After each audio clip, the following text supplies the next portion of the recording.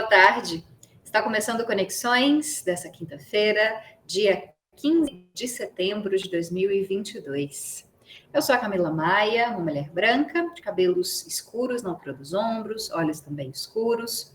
Eu estou sentada em uma redação com alguns computadores atrás de mim e visto uma roupa preta. Bom, para fazer a interpretação para Libras no programa de hoje, nós vamos contar com 2 intérpretes. Agora, no primeiro bloco, quem está fazendo a interpretação é o Diogo Marques. Ele é integrante do Laboratório de Tradução Audiovisual Acessível, o LabTAV. O Diogo é um homem de pele parda, tem cabelos castanhos, curtos, olhos castanhos e estatura baixa.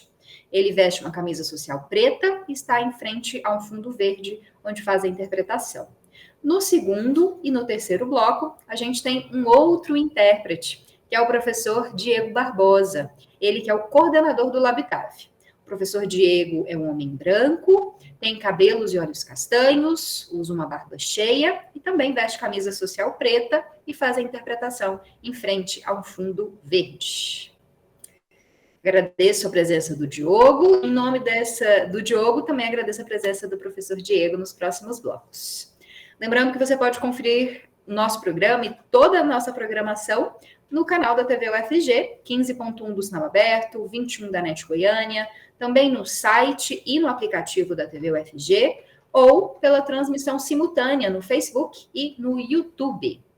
Muitos lugares para você conferir o nosso conteúdo. Bom, vamos para o nosso tema principal de hoje, que é a queda do índice, da cobertura, na verdade, vacinal de crianças no Brasil. Essa cobertura está caindo a cada ano. Só para vocês terem uma ideia, das 9 principais vacinas que são indicadas para as crianças, nenhuma atingiu a meta proposta pelo governo federal. Para algumas, essa meta é 90%. Para outras, é 95% do público-alvo vacinado. Então, nenhuma das 9 vacinas indicadas para as crianças atingiu essas metas em 2020. Até mesmo a cobertura da vacina contra a poliomielite, que é feita por meio das gotinhas, né? As famosas gotinhas, até ela diminuiu. Em 2020, 24% das crianças não foram vacinadas contra a polio. E essa diminuição é muito perigosa, já que existe o risco dessas doenças, muitas já erradicadas, como é o caso da poliomielite, voltar a circular no Brasil. Os dados que eu acabei de falar são do IEPS-Data, que é uma iniciativa do Instituto de Estudos para Políticas de Saúde. E ele faz um compilado, né, de indicadores da saúde no Brasil e divulgou essas informações nas últimas semanas. As informações foram divulgadas e também compiladas pela seção Igualdades da revista Piauí. Para a gente falar mais sobre isso, esmiuçar esses números, tentar entender o que está acontecendo aqui no Brasil, vamos receber mais uma vez, com muita honra, o professor e imunologista Marcelo Dayer, que é representante da Sociedade Brasileira de Imunologia em Goiás. Muito obrigada pela sua presença, professor Marcelo. Peço que o senhor faça a sua autodescrição para o nosso público cego e de baixa visão. Bom, tudo bem, Camila? Um prazer falar com vocês. Eu sou Marcelo, eu tenho mais ou menos, tenho 50 e poucos anos, né? Aparência de 50 anos, estou de barba grisalha, uso óculos, visto uma camisa polo, cabelos curtos, uso óculos. Só fazer um ajuste, eu sou infectologista e representante da Sociedade Brasileira de Imunizações. Fui representante da Sociedade Brasileira de Imunizações em Goiás por vários anos. Atualmente, essa representação é pela professora Cristiana Toscana, que é a representante atual. Eu trabalho com vacinas há muitos anos, tanto no poder, na área privada, quanto na área pública, e faço o ambulatório de IST-AIDS do município de Anápolis desde 1996. Então, já há bastante tempo. Então, fazendo essas correções aí, desculpa, professor, pelo erro, mas vamos começar então a falar, né, desse assunto tão importante. Professor, dá para a gente explicar rapidamente, né, por que a cobertura vacinal está caindo aqui no Brasil? Isso tem a ver com movimentos anti-vacina, tem a ver com alguma outra questão? que a gente precisa estar atento? É um tema muito importante. A gente vem observando a queda da cobertura vacinal desde 2016. 2015 para 2016 já foi observada uma queda da cobertura vacinal. E talvez isso esteja ligado com provavelmente movimento anti-vacinas também, mas talvez o modo como o governo vinha encarando as campanhas. Houve uma certa diminuição das campanhas de vacinação. A gente percebe que, ao longo desses anos, pelo fato do Brasil já ter conseguido controlar a paralisia infantil, controlou o sarampo, houve uma diminuição na intensidade das campanhas. Né? Se a gente lembrar, anos 2000, 2010, nós tínhamos 2 campanhas no ano, nós tínhamos 2 dias de vacinação, bem marcantes, com propagandas intensas na TV, e isso foi diminuindo por questões de custo. O custo de uma campanha de vacinação é muito alto. Mas, em contrapartida, essa redução das campanhas pode ter passado para a população uma falsa sensação de tranquilidade, de que as doenças estavam controladas e que, por isso, não precisava mais de tantas campanhas. Só que aí as mães acabam achando que a doença está sob controle e não precisa vacinar mais. Esse é um grande problema. E a gente está vendo o reflexo disso. Agora, os índices mais baixos de cobertura vacinal nos últimos 10 anos, com certeza, nós estamos atingindo. Nós estamos saindo de uma campanha nacional de multivacinação, que foi estendida agora, porque nós não conseguimos atingir nem 50% da cobertura vacinal para paralisia infantil, que é a Sabin, a vacina da gotinha, como você mesmo falou, e isso realmente acende a luz amarela pelo seguinte: nós tivemos a introdução do sarampo, do vírus do sarampo no Brasil, com 40 mil casos de sarampo e 40 óbitos. Nós estamos com alerta de poliomielite em Israel, com 8 casos, Nova York agora com alerta também de risco de retorno da paralisia infantil em Israel. A Inglaterra teve uma descoberta do vírus circulando em esgoto. E a gente, com essa globalização, a possibilidade real do vírus entrar. Só que se o vírus entra num ambiente com pessoas altamente vacinadas, ele bate na porta e vai embora, porque ele não tem campo fértil para se proliferar. Mas se ele chega num país com coberturas vacinais baixas, principalmente entre crianças pequenas, com nenhuma proteção, aí é um campo cheio, é um prato cheio para que ele comece a se replicar e causar doenças nessas crianças. Lembrando que paralisia infantil é uma doença grave, ela, na maioria das vezes ela é leve, ela é assintomática, mas as crianças que têm formas graves, têm formas realmente muito graves, com sequelas permanentes para a vida toda. Então, professor, eu vou tentar aí detalhar algumas dessas questões que o senhor colocou. O senhor falou inicialmente, né, de muitas vezes os pais, mães responsáveis são pessoas que nunca viram a ocorrência dessas doenças, né? Nunca viram uma pessoa que teve alguma sequela por conta da poliomielite, não acompanhou casos próximos de sarampo, por exemplo, que são doenças perigosas, né, para as crianças. De que forma que a gente pode conscientizar essas pessoas sobre a importância de vacinar? Porque a gente sabe que esses casos deixaram de ocorrer por uma ampla vacinação, né, pelas campanhas de vacinação que garantiram a imunidade e que as doenças fossem erradicadas, né? No caso, poliomielite ainda erradicada no Brasil e o sarampo, que foi erradicado, mas infelizmente voltou a ocorrer aqui. Como fazer para incentivar os pais, abrir os olhos de pais, mães e responsáveis de que é necessário vacinar, mesmo que essas doenças nunca mais ocorressem, né? Que era importante continuar se vacinando as crianças. Eu acho que esse tipo de comunicação é importante, né? A gente tem que focar modos de comunicação. A gente vive num mundo que, depois da pandemia, a gente está durante a pandemia ainda, né? Mas no período pandêmico, houveram mudanças radicais, mudanças drásticas. E o modo das pessoas se comunicarem mudou. E a gente precisa abordar ou fazer com que a informação chegue para essa população do modo como ela acessa os meios de comunicação. Então, se hoje os canais, né, as redes sociais, o YouTube são ferramentas importantes, estratégias dessa maneira são importantes. Então, como você falou, esse programa ele é repercutido em várias mídias sociais. E esse é um modo de comunicar, levar informação séria para a população. Então, pelos diversos meios que a população acessa atualmente. Então, se ela entra por Instagram, se ela entra por TikTok, por Facebook, por YouTube, vamos também estar nesses meios, vamos estar nessas mídias, vamos levar informação de verdade para essas pessoas. Porque junto com essas mídias sociais, desinformações também cresceram, porque ficou muito fácil de levar ou de aparecer, né? Antigamente, a gente lembrando o que acontecia vamos pôr aí, 15 anos atrás, era rádio e TV aberta.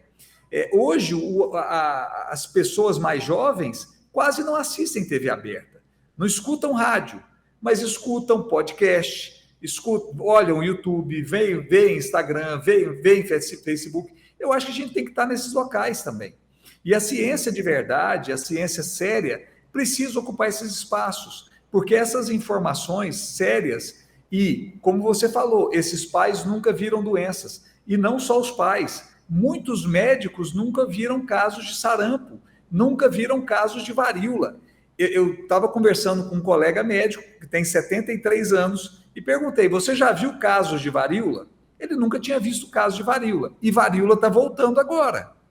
Então, a gente precisa conversar sobre isso e mostrar a importância, né? As pessoas estão sem ver, não conhecem essas doenças, porque através da vacinação em massa, e juntamente com outras coisas, saneamento básico, melhora da renda da população, né? Melhor acesso à saúde, a gente consegue controlar algumas doenças.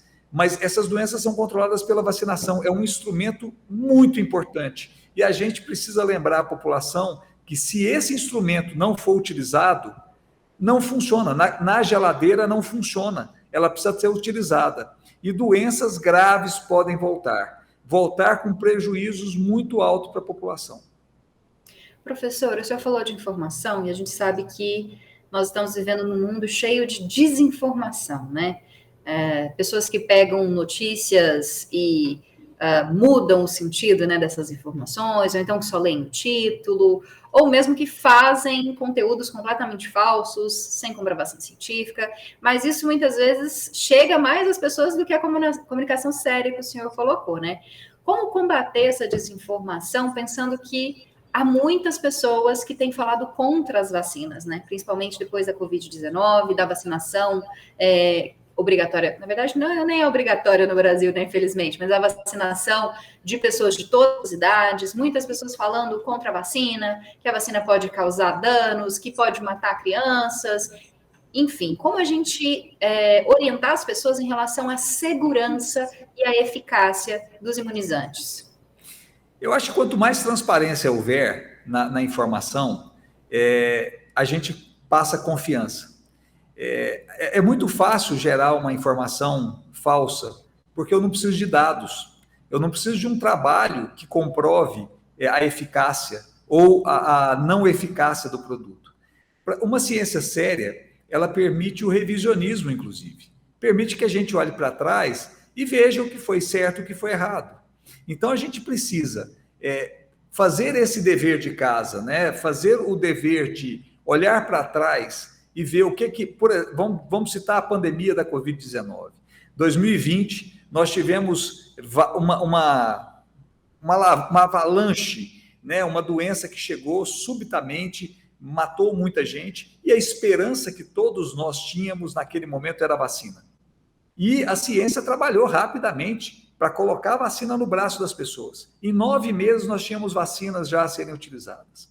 E, por incrível que pareça, apesar de todo o esforço da ciência, o que a gente viu foi campanhas de desinformação contra as vacinas, os produtos que poderiam salvar as vidas, e que mostraram que salvaram as vidas.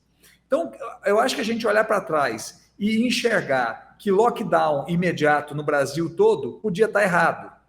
Eu acho que isso é possível da gente fazer, mas que era importante. E que naquele momento de desinformação, era talvez a única coisa a ser feita, que a gente não conhecia a doença. Mas olhar agora, com todos esses dados que nós temos, pós-2021, com a mortalidade que foi a Covid-19, E pós-vacinação em massa, a redução das mortes que nós tivemos e nós temos hoje, e achar que a vacinação não funcionou, assim, é olhar para o óbvio e não querer ver. Então, a gente precisa também levar essa informação.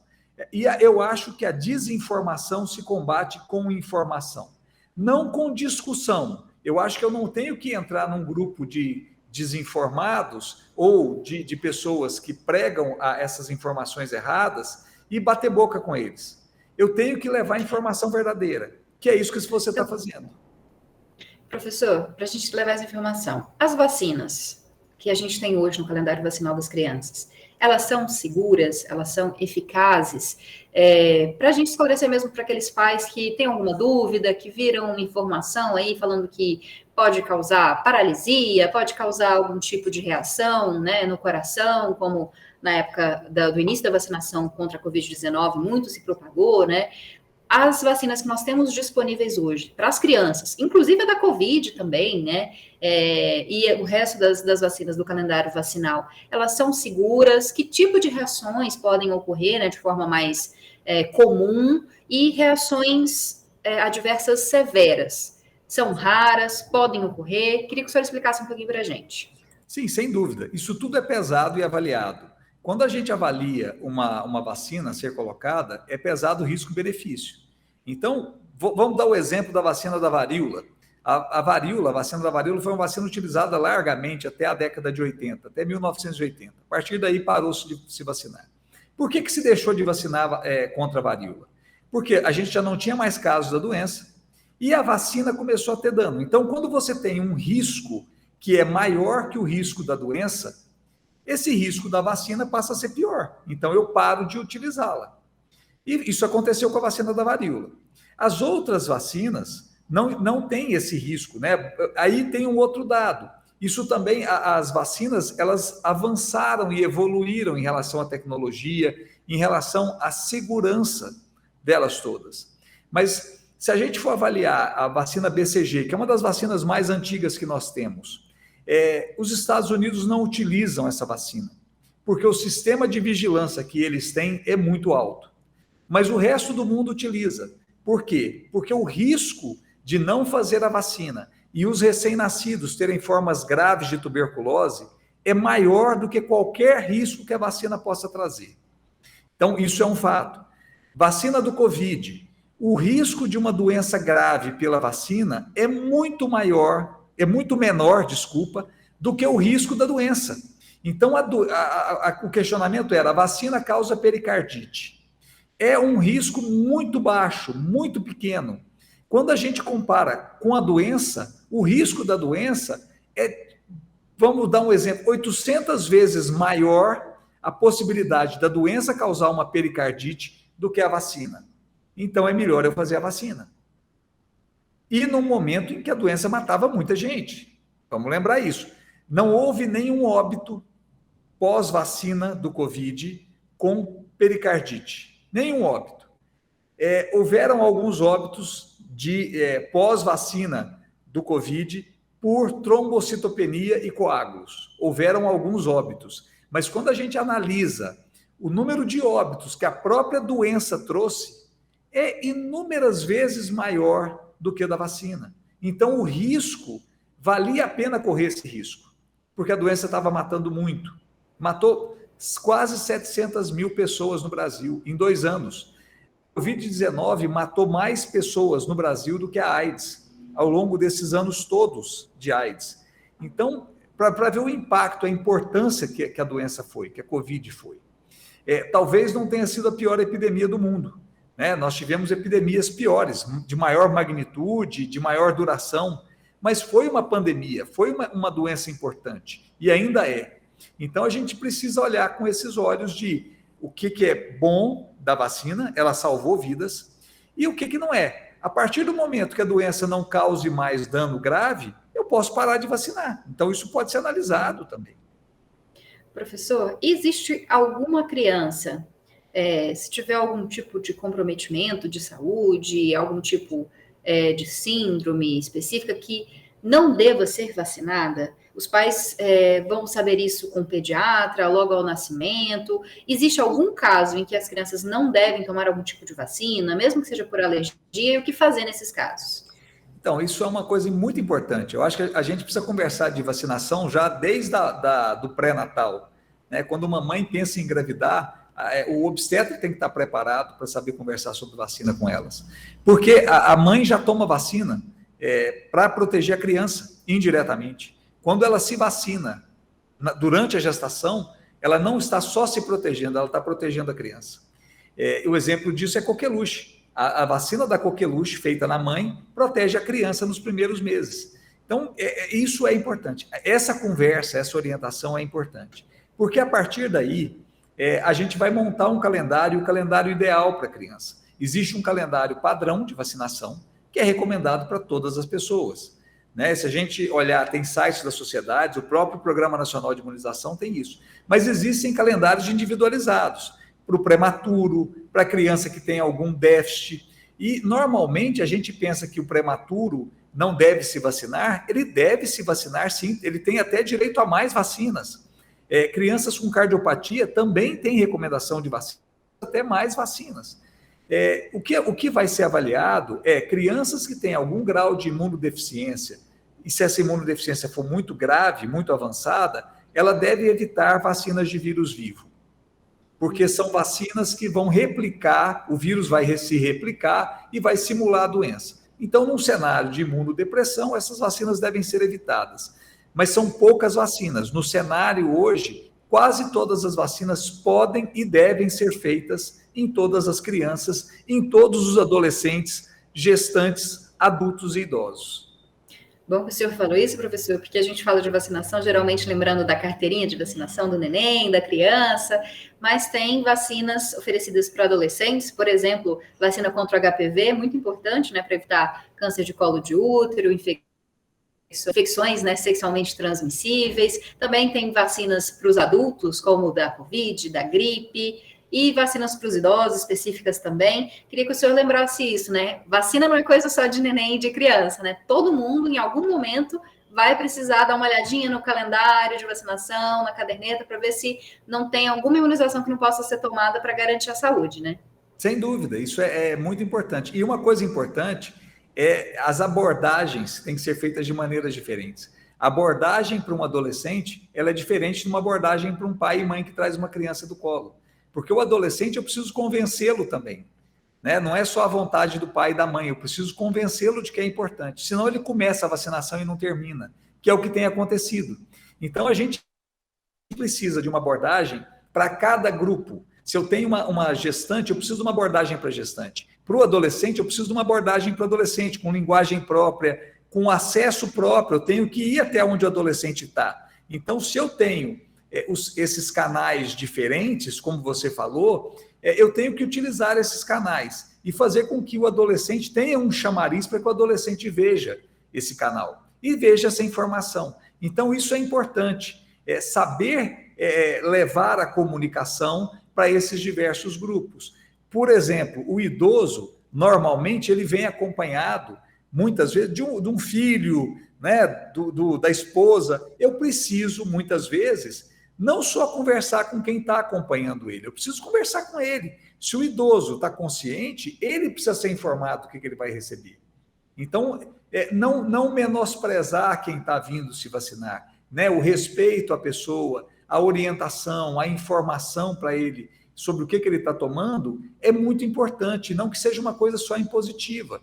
Então, esses modos de abordagem, a gente precisa avançar e precisa ter o médico, muitas vezes, ele deixa a abordagem ou a vacina a cargo da unidade de saúde, da clínica de vacina, e não faz a prescrição.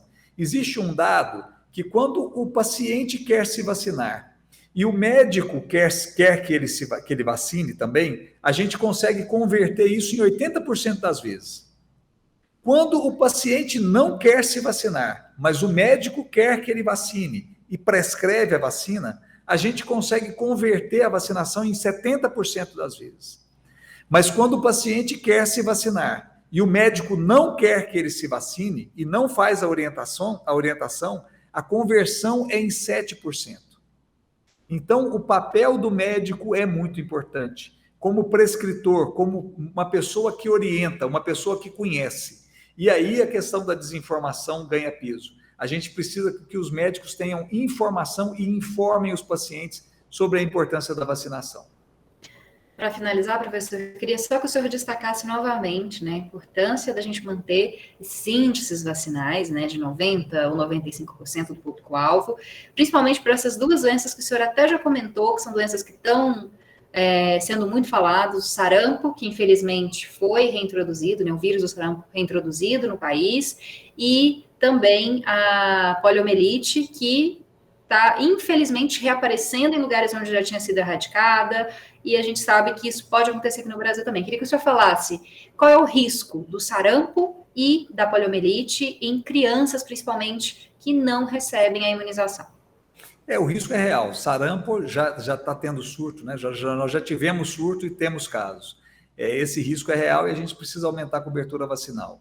Nós fomos capazes de fazer a maior campanha de vacinação em 2008 contra sarampo e rubéola para homens e mulheres, a maior campanha mundial com essa vacina. E nós não estamos conseguindo mais fazer coberturas vacinais para crianças. Então, o apelo e a orientação, vacinem seus filhos. Essas doenças, elas estavam sob controle. A gente não via casos dessas doenças. Não adianta colocar a culpa. O sarampo foi reintroduzido por culpa do pessoal da Venezuela que veio para o Brasil. Se a gente tivesse uma cobertura vacinal elevada, não tinha entrado o sarampo no Brasil. E eu dou um exemplo. No momento onde houve aquele surto maior, com 40 mil casos no Brasil, o estado de Goiás, que estava com uma cobertura vacinal para o sarampo boa, não tiveram casos. Então, a gente consegue controlar a doença ou impedir que a doença cresça com a cobertura vacinal. E isso é para paralisia infantil, para sarampo, para rubéola e todas as outras doenças, né? Então, é importante. A vacinação ela tem um peso. Depois da água potável, o instrumento que mais reduziu mortalidade infantil foi a vacinação no mundo. Então, a importância dela é inquestionável. Você já falou dessa campanha de 2008, eu tomei vacina contra a rubéola nessa campanha. Eu sou daquelas pessoas que surgiu uma vacina nova no Sistema Único de Saúde, que eu posso tomar, vou lá e tomo. Já até paguei por vacina que não estava no Sistema Público de Saúde, mas claro, porque eu sou uma pessoa um pouco mais privilegiada, tenho condição de fazer esse gasto, mas tem muita vacina sendo oferecida gratuitamente e é muito importante que a gente tome. Eu confio bastante nas vacinas e aconselho todo mundo a se vacinar. Muito obrigada, professor. É importante lembrar, Camila, o calendário de vacinação nacional é um dos calendários mais completos do mundo. Nós temos vacina, como você falou, vacina contra o HPV, vacina contra a meningite ACWY para os adolescentes, que estão disponíveis na rede pública, que são vacinas que custam em torno de R$1.000, as duas juntas, na rede privada. E as pessoas não estão utilizando. Então, o recado é, vacinem, não deixem de se vacinar. Muito obrigada, professor. Desculpa pelo errinho que a gente cometeu no início. Professor médico infectologista, também professor dos cursos de medicina. Muito, muito obrigada novamente por estar aqui com a gente, por sempre ser tão solícito e por esclarecer tão bem essas questões. Obrigado, eu que agradeço. Um prazer falar com vocês. Prazer é todo nosso. Se você quiser saber sobre calendário de vacinação, vacinas disponíveis, procura o site da Prefeitura, né? Prefeitura de Goiânia, lá tem os postos de vacinações disponíveis, aí você pode procurar o mais perto da sua casa. Às vezes são algumas quadras, uma caminhadinha leve, você consegue se vacinar tudo gratuitamente, com muita segurança, com muita eficácia. E, claro, leve seus filhos, aconselhe os pais, mães e responsáveis a vacinar as crianças também. A gente volta daqui a pouquinho para falar sobre eleições 2022. Não sai daí, não. O nosso intervalo é rapidinho.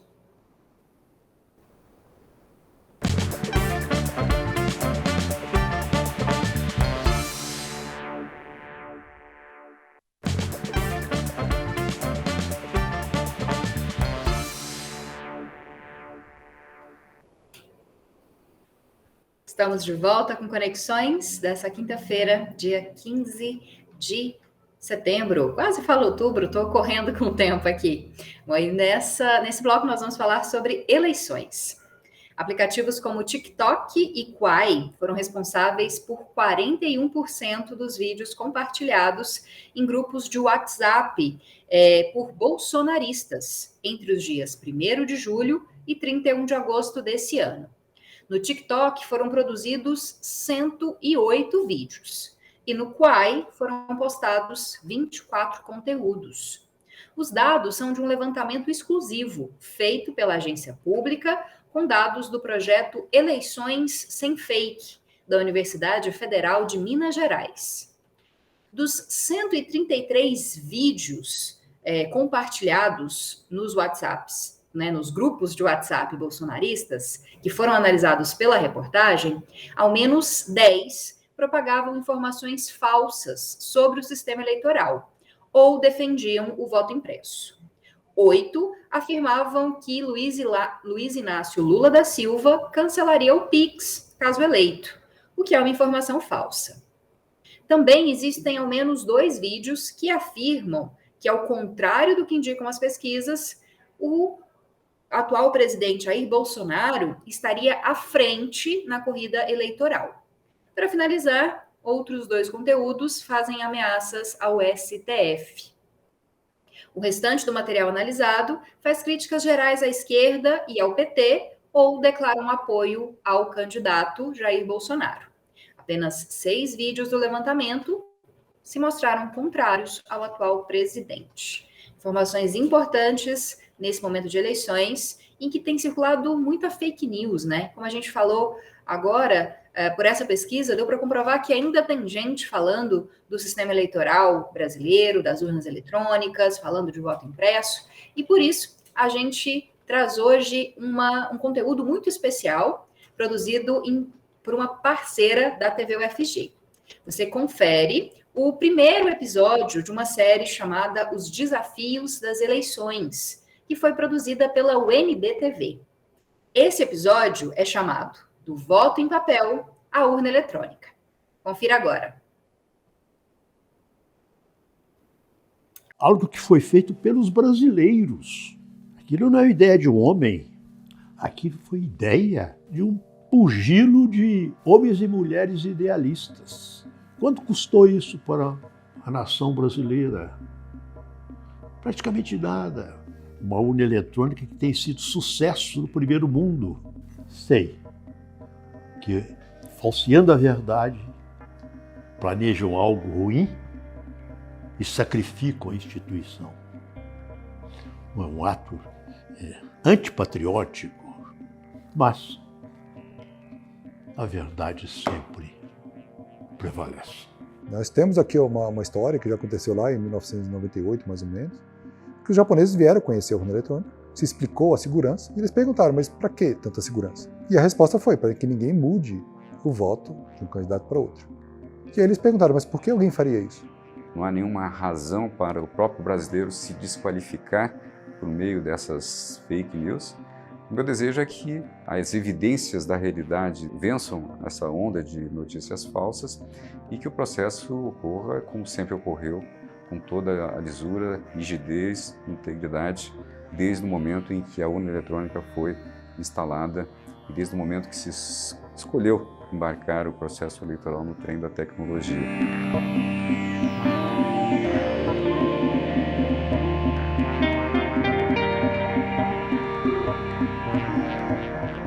A informatização do processo eleitoral teve início em 1986 com o recadastramento digital de todos os eleitores no Brasil, mas foram as fraudes nas eleições de 1994 no Rio de Janeiro que aceleraram esse processo. No ano seguinte, o então ministro Carlos Veloso, hoje considerado o pai da urna e na época presidente do Tribunal Superior Eleitoral, o TSE, convidou juristas, cientistas políticos, juízes e técnicos de informática de diversos órgãos para reformular as leis do sistema eleitoral e criar a urna eletrônica. Em 1996, ela foi utilizada pela primeira vez por cerca de 30% do eleitorado e alcançou a totalidade dos eleitores no ano 2000. Muita gente então dizia, os analfabetos, os semi-alfabetizados não saberão votar num computador. Mas eu dizia, não vai ser um computador complicado, vai ser um computador muito simples, seguro, de fácil manejo. Vamos adotar o teclado do telefone. Todo mundo sabe telefonar. Sim, houve um trabalho muito grande de convencimento, mesmo porque essa transformação do processo convencional com todas aquelas fragilidades que haviam, todas aquelas fraudes inseridas, elas agradavam o segmento da sociedade. Houve muita resistência e, ao mesmo tempo, também houve um trabalho para demonstrar para o brasileiro, para o eleitor, que o processo digital informatizado era muito melhor e traria muito mais benefícios ao próprio eleitor, pelo fato da agilidade, da integridade e todos os outros requisitos. Para que os brasileiros começassem a entender a nova forma de votar, as urnas foram levadas a praças, shoppings e programas de televisão. Agora, elas voltam aos espaços públicos e privados e chegam às redes sociais, mas são apresentadas de outra forma, por dentro. A gente percebeu que, abrindo a urna, a gente mostra que não temos nada a esconder, né? A urna é um equipamento relativamente simples, embora muito seguro. Então, são 3 parafusos para abrir uma urna dessa. E nós projetamos a urna para que ela, mesmo aberta, seja segura.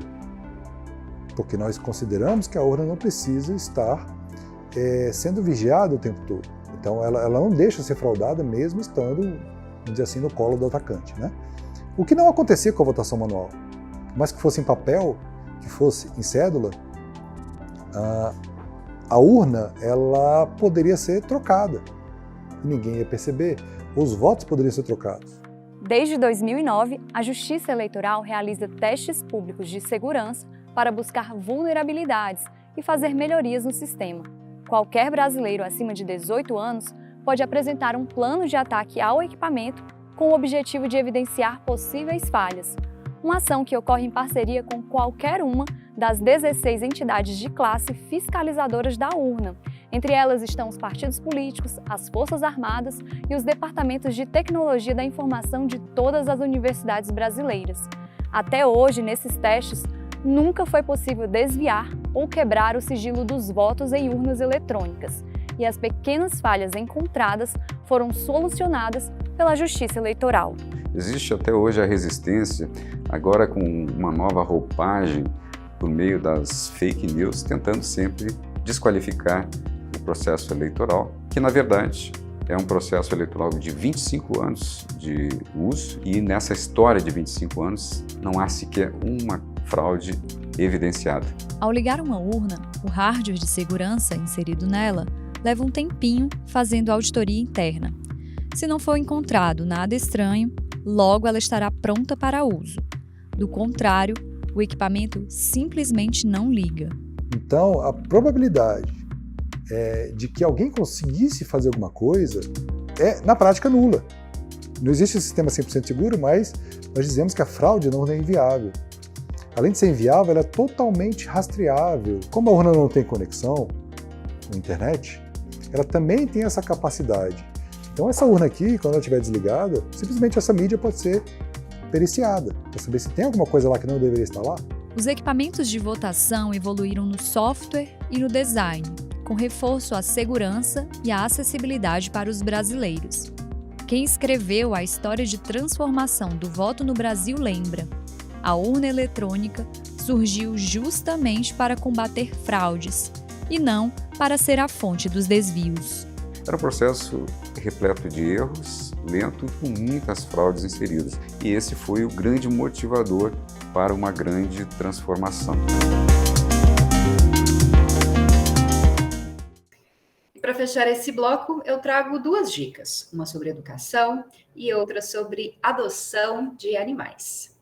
Bom, o MEC, Ministério da Educação, prorrogou mais uma vez a comprovação de informações por parte dos candidatos que foram pré-selecionados na segunda chamada do programa Universidade para Todos, o ProUni.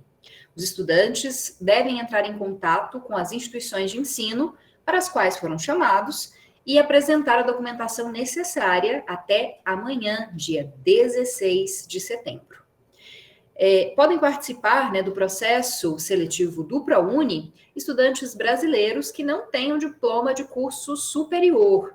O programa oferece bolsas parciais e totais em universidades privadas. Esses estudantes que foram pré-selecionados nessa segunda chamada devem procurar as instituições, né, escolhidas e para as quais eles foram selecionados até amanhã, sexta-feira. E uma dica para quem quer ter um animal de estimação, né, quem quer adotar um animal, ocorre nesse sábado a 17ª edição do Adota Pet, um evento de adoção de cães e gatos, que deve reunir cerca de 40 animais, todos castrados, vacinados e vermifugados. Essa ação vai ocorrer na área externa do Shopping Passeio das Águas, da 1h da tarde às 7h da noite. A organização já dá um aviso. Para adotar algum bichinho, os candidatos vão passar por uma triagem, uma entrevista, e depois devem preencher uma ficha e um termo de adoção, para que essa adoção seja responsável, claro. É necessário apresentar documento de identificação pessoal, comprovante de endereço, e também, para fazer a adoção, é necessário ter mais de 18 anos. Eu vou para um rápido intervalo, mas te convido a participar da programação da TV UFG, do jornalismo feito pelo Conexões. Você faz isso por meio dos nossos canais de interação com o público. Eles são as nossas redes sociais, nós temos Instagram, Twitter, Facebook, YouTube. No YouTube e no Facebook, você pode deixar um comentário no próprio chat da transmissão, fazendo uma crítica, um elogio, ou mesmo sugerindo um evento, um tema para ser debatido. Mas, se você preferir, pode mandar também uma mensagem no WhatsApp, 62 99181 1406. Ele está aparecendo aqui na tela embaixo, se você quiser tirar uma foto, mas eu repito, se você quiser anotar, 62 99181 1406.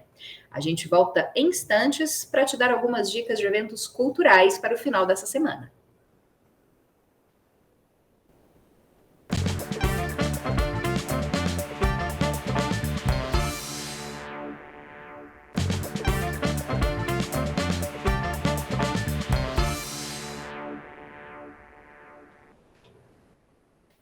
Esse é o último bloco do Conexões dessa quinta-feira e nós, infelizmente, começamos com uma má notícia. 45% das mulheres no Brasil já tiveram o corpo tocado sem consentimento em local público, mas apenas 5% dos homens admitem a prática. É isso que revela a pesquisa inédita Percepções sobre Controle, Assédio e Violência Doméstica, Vivências e Práticas. Esse levantamento foi realizado em 2022 pelo IPEC e pelo Instituto Patrícia Galvão, com apoio da Uber. O estudo apontou também que, em relação às práticas invasivas, importunação, perseguição e assédio sexual, 41% das brasileiras já foram xingadas ou agredidas por simplesmente dizerem não a uma pessoa que estava interessada por elas. 32% delas afirmaram ter passado por uma situação de importunação ou assédio sexual no transporte público. E 31% declararam que já sofreram tentativa ou até mesmo abuso sexual. Já em relação aos homens, nenhum reconheceu que praticou importunação ou assédio sexual no transporte público. Foram entrevistados, 800 homens e 400 mulheres em todo o território nacional, entre os dias 21 de julho e 1º de agosto. E outra má notícia é essa sobre fome no Brasil. Os lares onde vivem crianças menores de 10 anos têm percentuais maiores de insegurança alimentar, ou seja, de fome, do que a média brasileira. Nas regiões Norte e Nordeste, o quadro é mais grave, segundo dados divulgados ontem pelo 2º Inquérito Nacional sobre Insegurança Alimentar no contexto da pandemia de Covid-19 no Brasil. Então, vamos esmiuçar um pouquinho esses dados. Na região Norte, quase 52% dos domicílios com ao menos uma criança com menos de 10 anos tem nível moderado ou grave de insegurança alimentar. Já no Nordeste, esse percentual chega a quase 50%. Ou seja, quase 50% das casas com pelo menos uma criança de até 10 anos está passando por situação de ou de insegurança moderada. Pode faltar uma refeição, pode haver insegurança em relação a ter ou não comida no dia. A insegurança grave é considerada mesmo como a fome, né? Já a insegurança moderada ocorre quando a quantidade e a qualidade da alimentação são insatisfatórias. E há, por exemplo, quebra na rotina de alimentação por conta da falta de alimentos. Como eu disse, né? Falta uma refeição, não há alimentos para que as pessoas possam fazer uma das refeições necessárias ao longo do dia. Nas regiões Norte e Nordeste, os percentuais mais preocupantes de insegurança moderada e grave ocorre nas regiões, nas cidades, nos estados, aqui, Maranhão, Amapá, Alagoas, Sergipe e Amazonas. Outras regiões brasileiras tiveram percentuais mais baixos nesses níveis de insegurança alimentar. 37% dos lares com crianças menores de 10 anos passam por insegurança no Centro-Oeste. No Sudeste, 32%. Na região Sul, são 25%. Perceber que mesmo assim, mesmo menores do que nas regiões Norte e Nordeste, esses percentuais são considerados preocupantes. E vários estados dentro dessas regiões também apresentam casos ainda mais sérios de fome e de insegurança alimentar. Bom, para fechar o programa de hoje, eu vou tentar dar informações mais leves, a gente terminar de um jeito mais alegre. Por isso, a gente tem dicas culturais. A primeira delas é que a Escola do Futuro do Estado de Goiás, em Artes, Basileu, França, cedia a exposição inédita Portas, Caminho das Ideias. Isso até o dia 6 de outubro. Essa mostra é gratuita e deve ser visitada por meio de agendamento, pelo e-mail artesvisuais.basileu.frança@gmail.com. Então, mostra Portas, Caminhos das Ideias, até o dia 6 de outubro. E a Vila Cultural Cora Coralina cedia Letras Delas. Essa iniciativa abriga a mostra Autorretratos e inclui, a cada quinta-feira, vivências práticas, que são batizadas de confabulações. Ao todo, serão 7 encontros. As próximas práticas são na quinta-feira, dia 22, ou seja, na próxima quinta-feira, dia 22 de setembro, a partir das 4 horas da tarde. Então, no dia 22 ocorrem 2 atividades. A confabulação número 5, que fala da violência obstétrica, e o autorretrato, número 5, que vai debater os saberes quilombolas. E para comemorar o aniversário de 76 anos do SESC, o mês de setembro tem atrações para toda a família. A programação será realizada no SESC Centro e no Centro Cultural Oscar Niemeyer, em Goiânia, com shows, espetáculos e também apresentações teatrais para crianças e danças com artistas locais e nacionais. Só amanhã tem 2 shows. O primeiro é de Rodolfo Vieira, que ocorre na varanda do Sesc Centro, ao meio-dia, e tem entrada gratuita. À noite, às 8 horas, tem o show Andança, de Danilo Caymmi, no Teatro Sesc Centro. Então, repetindo, ao meio-dia, lá na varanda do Sesc Centro, tem Rodolfo Vieira. E às 8 horas da noite, tem Danilo Caymmi, no Teatro Sesc Centro. O ingresso custa R$10 para trabalhadores do comércio, R$17 para conveniados, R$45 a inteira para quem não é trabalhador do comércio e nem conveniado, e também para quem quiser pagar meia entrada, estudante, ou queira fazer a meia entrada solidária, com doação de alimentos, paga R$22,50. Para saber toda a programação, acesse o site sescgo.com.br, sescgo.com.br. E assim eu me despeço de você, agradeço a sua audiência e te espero na próxima quinta-feira, às 4h30 da tarde. Lembrando que dia 22 de setembro começa a nossa cobertura especial das eleições 2022. Então, não perca um programa super especial para você, para discutir os planos de governo dos candidatos à presidência da República. Até mais!